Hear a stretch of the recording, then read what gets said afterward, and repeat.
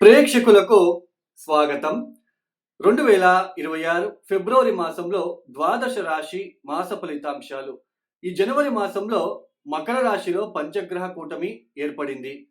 సూర్య, బుధ, కుజ, శుక్ర ఈ 4 గ్రహాలతో పాటు చంద్రుడు కూడా కలిసి సంచారం చేయడం అనేది పంచగ్రహ కూటమి ఏర్పడింది మకర రాశిలో. ఈ 4 గ్రహాలు కూడా ప్రధానంగా సూర్య, కుజ, బుధ, శుక్ర ఈ 4 గ్రహాలు కూడా క్రమేణంగా ఈ ఫిబ్రవరి మాసంలో కుంభరాశిలోకి మారబోతున్నారు. అంటే ఎగైన్ కుంభరాశిలో పంచగ్రహ కూటమి ఏర్పడబోతున్నది. అందులోన రాహుతో కలవబోతున్నారు. రాహు కుంభరాశిలో సంచారం చేస్తున్నారు. ఆ రాహు ఉన్న ప్లేస్ లోకే ఈ 4 గ్రహాలు వెళ్తున్నారు. సూర్య రాహు కలిసినప్పుడు ఏ జాతకమైనా తీసుకోండి, మీ జాతకం ఒకసారి చెక్ చేసుకోండి. సూర్య రాహు, సూర్య కేతు, సూర్య శని ఇలా డీప్ కంజక్షన్ అయినప్పుడు పితృదోషం ఏర్పడుతుంది. ఈ పితృదోషం ఏర్పడినప్పుడు చూడండి, వాళ్ళ ఇంట్లో ఎవరైనా దుర్మరణం అయ్యి ఉండే ఆస్కారం ఉంటుంది. ఏదైనా దుర్మరణము, అకాలిక మరణము ఇలాంటివి. అలానే ఈ పితృదోషం ఉన్న వాళ్ళకి ఈ ఎదుగుదల అనేది తొందరగా రాదు. అంటే ఫైనాన్షియల్ పరంగా, ఒక వ్యాపార పరంగా, ఆర్థిక పరంగా, అలానే ముఖ్యంగా ఉద్యోగ పరంగా, సంతాన పరంగా వాళ్ళు ఏ ఇంట్లో కలిసి ఉంటారో ఆ ఇంటి పైన ప్రభావం చూపిస్తారు. సో ఈ ఫిబ్రవరి 13వ తేదీ లోపులోనే మీరు ఎవరైనా సిజరిన్ చేసుకోవాలి, సిజరిన్ చేపించాలి అని ఎవరైనా అనుకున్నట్లు కనుక అయితే ఈ ఫిబ్రవరి 13వ తేదీ లోపుననే మీరు ఆ సిజరిన్ కార్యక్రమంని చేసుకోండి. ఫిబ్రవరి 13వ తేదీ దాటిన తర్వాత సూర్యుడు ఈ ఒక కుంభరాశిలోకి మారబోతున్నారు. అక్కడ రాహుతో కలుస్తున్నారు. పితృదోషం ఏర్పడుతుంది. డైరెక్ట్ సూర్యుడు తన ఓన్ స్వక్షేత్రమైన సింహరాశిని చూస్తారు. కుంభరాశిలో కూర్చొని సమసప్తక దృష్టిలలో డైరెక్ట్ నేరుగా సింహరాశిని చూస్తారు. సింహరాశిలో కేతు గ్రహం కూడా ఉన్నారు. సో ఈ పితృదోషం ఏర్పడుతుంది కాబట్టి ఈ సిజరిన్ కార్యక్రమం ఎవరైనా చేయాలి, చేసుకోవాలని అని ఏమైనా మనసులో ఉంటే ఫిబ్రవరి 13వ తేదీ లోపున మీరు వాటిని చేసుకోవడానికి ప్రయత్నాలు చేసుకోండి.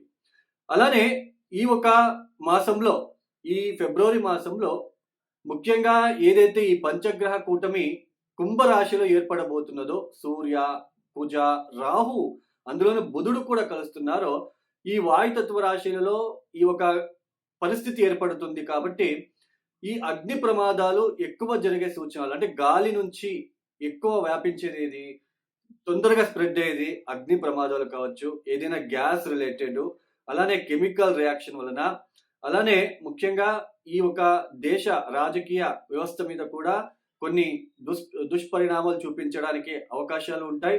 అలానే మిషన్ వైజ్ ఎవరైతే వర్క్ చేస్తూ ఉంటారో, ఎలక్ట్రికల్ డిపార్ట్మెంట్ లో ఎవరైతే వర్క్ చేస్తూ ఉంటారో వాళ్ళకి గనక కుజదశ, కుజభుక్తి, రాహుదశ, రాహుభుక్తి, లేదా రాహుదశలో సూర్యభుక్తి, రాహుదశలో కుజభుక్తి, రాహుదశలో ఈ ఒక బుధభుక్తి గనక జరుగుతూ ఉంటే వాళ్ళు కొంచెం జాగ్రత్తలు తీసుకోవాలి.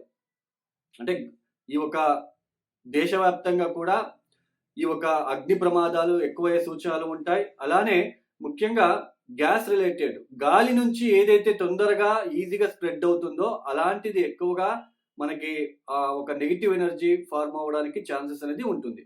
అలానే మిషన్ వైజ్ ఎలక్ట్రికల్ డిపార్ట్మెంట్ ఎవరైతే పనిచేస్తూ ఉంటారో, అలానే పోలీస్ డిపార్ట్మెంట్ లో పనిచేసే వాళ్ళు కూడా చాలా జాగ్రత్తలు తీసుకోవాలి.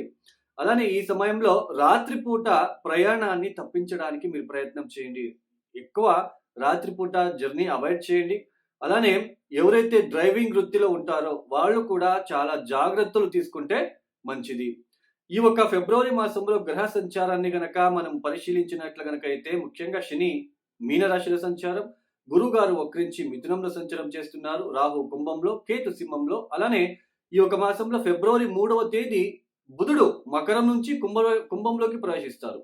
శుక్రుడు ఫిబ్రవరి 6వ తేదీ మకరం నుంచి కుంభంలోకి ప్రవేశిస్తారు.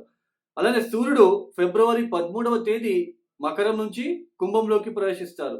ఇక కుజుడు ఫిబ్రవరి 23వ తేదీ మకరం నుంచి కుంభంలోకి ప్రవేశిస్తున్నారు.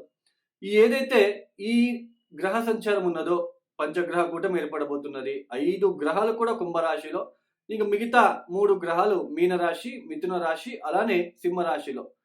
ఏదైతే ఈ గ్రహ సంచారం ఉందో ఒక్కొక్క రాశి ఎలా ఉంటుందో ఆ రాశిలో వాళ్ళకి ఏ పరిహారాలు చేసుకోవాలో మనం ఒక్కొక్క రాశిని తెలుసుకుంటూ వెళ్దాం. 2026 ఫిబ్రవరి మాసంలో కర్కాటక రాశి వాళ్ళ ఫలితాలు. ఈ కర్కాటక రాశి వాళ్ళకి ఏదైతే సప్తమ స్థానంలో 4 గ్రహాల సంచారం జరుగుతున్నదో సూర్య, కుజ, బుధ, శుక్ర ఈ 4 గ్రహాలు కూడా క్రమేణంగా సప్తమ స్థానం నుంచి అష్టమ స్థానంలోకి మారబోతున్నారు ఈ ఒక మాసంలో. సప్తమ స్థానంలో ఈ 4 గ్రహాలు ఉన్నప్పుడు క్లోజ్ రిలేషన్స్‌తో ఇబ్బందులు, అటు భార్య లేదా భర్తతో ఇబ్బందులు, వ్యాపార పరంగా ఇబ్బందులు, ప్రయాణ పరంగా ఇబ్బందులు, అపార్థం తెలుసుకోవడము, భార్యాభర్తల సంబంధంలో ఒకరికొకరు అపార్థాలు తెలుసుకోవడము, మనస్పర్ధలకి గురి అవ్వడము, కోప ఆవేశాలకి గురి అవ్వడము, ఇలాంటివన్నీ మీరు ఫేస్ చేస్తూ వస్తున్నారు. అయితే ఈ ఒక మాసంలో క్రమేణంగా వాళ్ళంతా కూడా అష్టమ స్థానంలోకి మారబోతున్నారు. అష్టమ స్థానంలో ఇక్కడ రాహుతో కలవబోతున్నారు. పంచగ్రహ కూటమి అష్టమ స్థానంలో ఏర్పడబోతున్నది కాబట్టి ఈ కర్కాటక రాశి వాళ్ళు ఈ మాసం మొత్తం కూడా చాలా జాగ్రత్తలు తీసుకోవాలి. ఏదైనా విలువైన వస్తువుని పోగొట్టుకోవడం జరిగే సూచనలు ఉంటాయి. అంటే మీ పర్స్ కావచ్చు, లేదా మీ మొబైల్ ఫోన్ కావచ్చు, ఇంట్లో ఉన్న ఏదైనా ఒక వస్తువు మిస్ అవ్వడం లాంటిది. అలానే కౌటుంబిక విషయాలలో చాలా టెన్షన్‌కి గురి అవ్వడము, అంటే కుటుంబ పరంగా కుటుంబ వ్యక్తులతో మీకు అభిప్రాయ భేదాలు రావడము, లేదంటే కుటుంబంలో ఏదైనా చెడు వార్తలు వినడము. అలానే ఈ కర్కాటక రాశిలో పుట్టిన స్త్రీలకు ఆకస్మికంగా కొంచెం మంత్లీ టైంలో కాస్త స్టమక్ పెయిన్‌గా అనిపించడము. అలానే ఈ స్త్రీ పురుషులు ఇద్దరికీ కూడా ఈ కర్కాటక రాశిలో పుట్టిన వాళ్ళకి గుప్తాంగాంగాలలో ఏదైనా సమ్ అలర్జీస్ లాగా ఉండడము, స్కిన్ రిలేటెడ్ ఇష్యూస్ రావడము. అలానే ఈ అష్టమ స్థానంలో ఇలాంటి గ్రహస్థితి ఏర్పడినప్పుడు అష్టమ స్థానం అంటేనే ఆకస్మికంగా జరిగే సూచనలు.